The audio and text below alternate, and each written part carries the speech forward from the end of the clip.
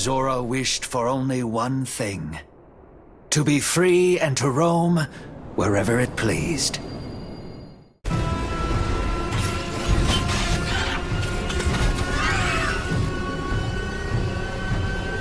So what is actually wrong with Nova? The story of Kirby Air Riders isn't the reason you play the game. The fact that it even has a story mode is already a welcome bonus in a title that thrives on its multiplayer chaos. Racing spin-offs aren't exactly known for deep narratives, but in the lead up to release, Air Riders hinted at something grander, thanks to the dramatic CGI cutscenes, the return of the Fountain of Dreams, Nova, and the mysterious lifeform Zora. These elements suggested some exciting story beats, but the final result turned out to be more of a turbulent, contradicting fever dream. Major parts are either not explained, fundamentally changed, or do not play any role at all. And while this sounds like a convoluted mess, that's exactly what makes it so strangely compelling. It doesn't try to care about the lore in any serious way, but somehow it's the lack of restraint that makes the story so strangely enjoyable. What's also enjoyable is the only sponsor that actually matters: My Machine. Buy exclusive machines before they're wiped from existence. This time the lineup is themed around beloved partners. Right into battle with iconic classics like the coffin of Taransa's dead girlfriend, Widower Star, which you,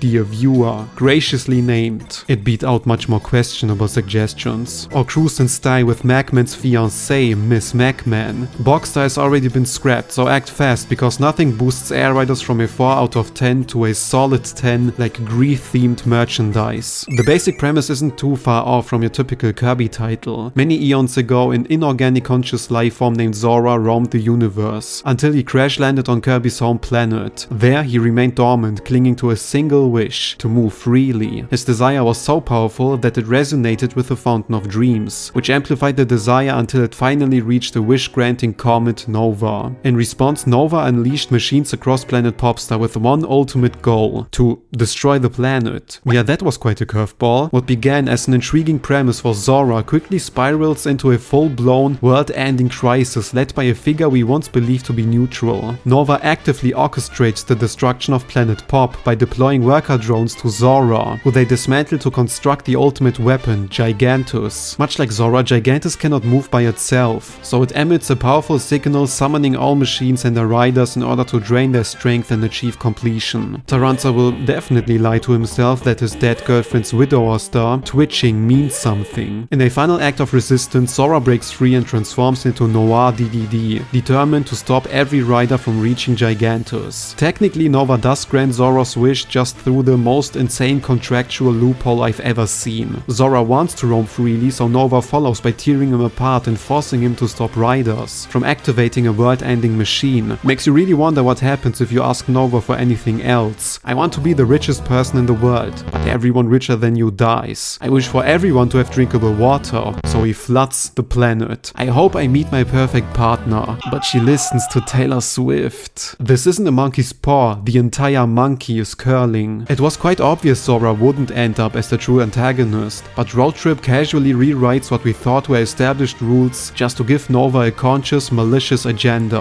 What's even more insane is how it, strictly speaking, doesn't retcon anything at all. We always assumed that Clockwork stars like Nova lacked a will of their own, acting solely as neutral vessels to carry out the desires of those who made a wish. Allegedly, they can speak and seem aware of their surroundings, but it comes across more like a cold, calculated AI. They don't think in the traditional sense, they simply exist to fulfill their purpose, granting wishes no matter the consequences. Up until now, Clockwork stars like Nova were only ever used by characters with nefarious or highly self-centered intentions, which led us to believe that the moral consequences of a wish stemmed solely from the one making it. Nova's role seemed purely functional, to fulfill any desire regardless of intent. It's a familiar trope in many games, a wish-granting entity that carries out requests without questioning their morality. But if you revisit Nova's past appearances with this in mind, a subtle pattern begins to emerge. In Kirby Superstar, Max wishes to take control of Popstar. Notice how he doesn't ask for power or limitless energy. It's open to interpretation, but you could argue that Max's transformation wasn't granted by Nova at all. Instead, he may have simply waited to reveal what is often referred to as his true form. This idea is supported by later appearances pieces, such as Star Allies and Air Riders itself, where Marx is able to shift into this form at will. This stands in contrast to characters like Margolor, whose transformations depend on external artifacts like the Master Crown. Even after Nova is effectively destroyed, Marx retains his power, further suggesting that his true form was independent of the Clockwork Star. His wish to take control of Popstar triggers Nova to charge directly at the planet, only to be intercepted by the Sun and Moon. Had they failed to intervene, Nova would have likely obliterated Popstar entirely, along with all of its inhabitants. In doing so, Marx would have achieved total control over a now empty planet, thus technically fulfilling his wish. A similar pattern emerges with Meta Knight's urge to battle the strongest warrior in the galaxy. Nova follows without questions and summons Galacta Knight, a warrior widely acknowledged as the most powerful in the galaxy. On the surface, there's no immediate malice in this decision. However, Galacta Knight's reputation tells a different story. As described in Planet Robobot, he's so overwhelmingly powerful that he may end up destroying a nearby planet or two. Had Meta Knight lost the battle, there's a genuine possibility that Galacta Knight would have laid waste to Popstar in the aftermath, once again turning a seemingly neutral wish into a potential extinction level threat. So you start to see a pattern here. Every time Nova grants a wish, it's less of a blessing and more like opening Pandora's box. Each wish inevitably spirals toward planetary destruction. He doesn't seem capable of initiating disaster on his own, but once a wish is made, it becomes the perfect catalyst to set chaos in motion, which is why turning Nova from a fence-sitter to a consciously evil Death Star was the biggest twist in Air Riders. Still, there wasn't much deeper thought behind this. I have no concrete proof, but it's fairly evident that Sakurai values cinematic presentation more than strict lore accuracy. Don't forget, this is the same game where everyone can use copy abilities. From his YouTube channel, we know he personally conceptualized the Smash character reveal trailers, which are heavily centered on striking visual framing and dramatic composition. With Air Riders, they likely had a fixed amount of CGI runtime to work with, so if you are limited by minutes and short composition, you naturally prioritize spectacle or even marketing over narrative. Besides amplifying Zora's wish, the Fountain of Dreams played no role in the story and was only mentioned once. Zora's wish could have reached Nova on its own. Cutting the fountain entirely would have saved animation budget and changed nothing in the plot. Unless, of course, the whole point was to just have an impressive visual for a direct showcase. It's not uncommon for cutscenes, CGI or otherwise, to be animated with trailers in mind first and later slotted into the game, where they fit well enough. You can't always tell when this happens, but it becomes obvious when a scene suddenly features one dramatic, overly cinematic shot that stands out from the rest. That's exactly what happened here. The Fountain of Dreams was included not for narrative importance, but to spark fan speculation, tap into one of Kirby's most nostalgic set pieces, or give the spin-off a grand cinematic feel, and it worked. No one's out here critiquing Mario Party for not adhering to the sacred ancient scrolls of Mario lore. This is largely why Nova made it into the game at all. The idea of showcasing a massive galactic entity in full CGI must have been too tempting, and being a superstar character only increased those odds. Road Trip Story is essentially one extended visual spectacle, and while there most likely wasn't any deeper reasoning behind portraying Nova as outright evil beyond creating a dramatic climax and track in space, it's rather ironic that the decision doesn't actually violate any established rules. If anything, it invites even more speculation. In fact, Air Riders throws out so many questions it never bothers to answer.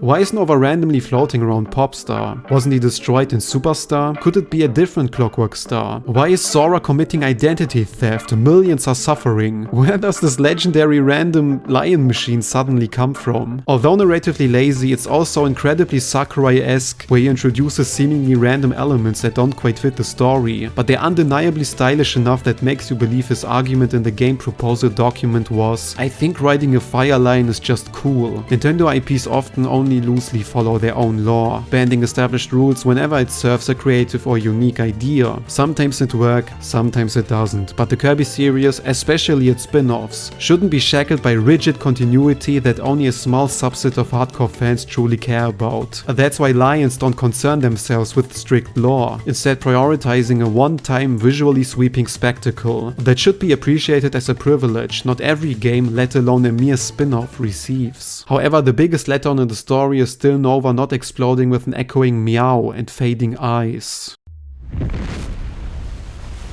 Meow.